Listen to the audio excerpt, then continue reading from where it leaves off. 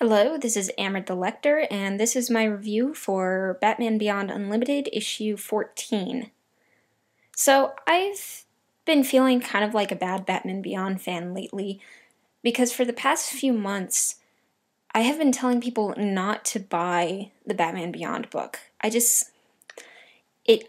wasn't digging it. It was just that Joker's plotline just went on forever and was so boring, and the ending to it was so anticlimactic, and the only good things about the book were the Superman and Justice League stories. And I hated saying that because I want this book to succeed. I want Batman Beyond to get popular again. I want it to sort of re-enter the public consciousness, and I want it to do good. But it hasn't been, and that's been making me kind of upset. But I can say with all certainty that you should buy issue 14. I don't take back what I said about the previous issues. I think that they were kind of a waste of time and money. But issue 14, it doesn't redeem the entire series, but it does give me a whole lot of hope. And it's the first issue since the book started where I can say that I liked the Batman Beyond story better than the Superman or Justice League stories. So, issue 13 ended with a really, really dumb, anticlimactic ending to the Joker's plotline. And I ranted about it because I hated that they just sort of... There was no confrontation, there was nothing... It felt like it was building up to something big concerning Dana, and nothing happened. Well, something happens with Dana in this issue. And it is everything I wanted to happen. I was praying for this, and it happened, and I'm so happy. So, issue 14 starts with Dana in the hospital. Her father has just woken up from a coma. Bruce Wayne is dying of a failed liver. Terry is banged up from his fight with Doug, but he's lying to everyone, of course, and they don't know what he was actually doing. And Doug is dead. And we get a lot of really good introspective stuff about Dana. The whole issue is told from her point of view. It goes into why she dances, that she dances to forget her problems, and it turns out that she actually has a lot, that she suffered a lot of abuse at the hands of Doug. And we get to learn a little bit about the Tan family. Apparently they are immigrants to the United States. They don't say where they're from, they just sort of say overseas. But I kind of assume it's Asia, but I don't know, they might have been Asians living in Europe, I can't say. And there's just a whole lot of really good stuff about Dana, putting her in the spotlight and exploring who she is outside of Terry's nagging girlfriend. So eventually she starts talking to Terry, and she leads him away from the rest of the group, saying that she needs to talk to Bruce about Batman. And Terry's reaction to it is actually kind of adorable. He gets all indignant, and he's like, "Oh my god, you're in love with Batman!" And he goes in this whole story about how he was saved by Batman during all the rioting, and she's just like, "Terry, shut up." But I actually do like this, that she isn't in love with Batman. It's such a cliche to have the hero's girlfriend be in love with his secret identity, and you get the sense that no, she doesn't love Batman. She loves Terry. So she goes and talks to Bruce, and we all know where this is headed. She pretty much explains that she's figured it out. And Terry keeps on denying it, but it's Bruce who's the one that says, "Yes, Terry's Batman. I used to be Batman myself." And Dana says that she wants to be a part of this. That I don't get the sense that she wants to be a superhero herself. She just wants to be able to support Terry, to be there for him, and in that way, let him be there for her. And it's actually really good. I really, really like how they handled this reveal, that she figured it out on her own, that Terry is still having problems with trusting people. And it just, this is what the story was building up to, and I was really afraid with the last issue that they wouldn't address this, but they did, and I'm really happy for it.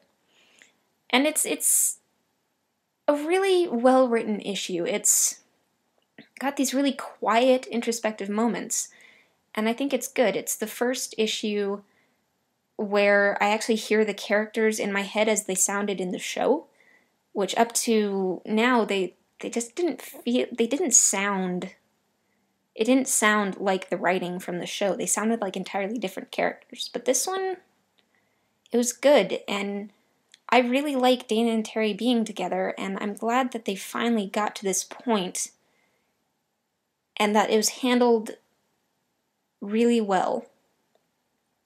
And I'm very, very happy with this issue. Now, I'm not as happy with the Justice League and Superman stories after reading that one, because that one, I have just been dying to see this type of scene played out for forever, and they finally got to it, and it was just great, and I was so happy, and it just outshone the other two stories. So in the Superman story, it was really short. The aliens that he helped to break out of slavery years and years and years ago rescue him from the other aliens, and we get this implication that the Trillions, the sort of bad guys in this scenario, their leader would rather see their planet die than to let the Mongols, who were the subjugated peoples, have any sort of control. And it's a really short chapter. It moves the plot along well. It's not filler. It's actually going somewhere, but I don't like it as much because the last issue I praised for being very morally gray, but this one is starting to swing back and around to that black and white sort of ideology. And that, I don't really like that as much. It's still good, though. It's still a good story. The Justice League story is the sort of second part of the introduction of the new Flash. The Flash Museum is being broken into by a guy who calls himself Mindslide, which I kept misreading as Mudslide. Go me. I was very confused for a while. Who he sort of has the powers of Rogue from the X-Men, where he touches people and he sort of downloads their brain. And I guess that's because he has some sort of brain parasite in his head. And so he's fighting them with all these powers of various rogues, and he's just wiping the floor with the League. And Danica, the Flash, shows up, and we find out that she has Bart Allen, Wally West, and Jay Garrick sort of living in her head. And I don't know if they're there all the time, but they're there, and I guess it's something to do with the what's it called, the Speed Force? But I don't really know much about the Speed Force. I read Flash Rebirth, and it confused the fuck out of me. But she uses that to her advantage. She lets Mindslide touch her, and that downloads all three of them into his mind, and it sort of sends him into overload. And so she saves the day, and she sort of invites herself into the Justice League. Like, Superman comes to talk to him, and he's like, "Oh yeah, you're offering me a place in the League, right?" And he's like, sure, I guess. So she joins the League, and all the Flashes living inside her head tell her that it's a tradition, and so she challenges Superman to a fastest man, or in her case, woman, alive contest. And it's kind of rushed, but I like it. I like Danica. She's really cute, and energetic, and I can't wait to see more of her. And then they also sort of tie it up with another shoehorned in thing with Terry and Bruce sort of locking away Mindslide in their vault under the Batcave. And there's a reference to the Brain Trust, which was the weird metahuman organization in the episode Mind Games. And again, it's like, I feel like Terry and Bruce are sort of out of place here, but I do like the reference to the Brain Trust, and I hope that more is done with it. So I'm trying to keep this shorter. I tried to record this before, but it was too long for YouTube. So there's my thoughts on issue 14. The Batman story was really, really, really, really good. Especially if you like Dana, if you want to see more done with Dana, read this issue. Superman story was short and okay. The Justice League story felt really rushed, but it was still okay. But I'm really glad that I finally have an issue where I like the Batman story. And I really hope that whatever problems they were having before, they can get them ironed out, and they can make more issues like this. If more issues are like this, I will stop just buying the book out of obligation, and I will actually buy it because I want to read it.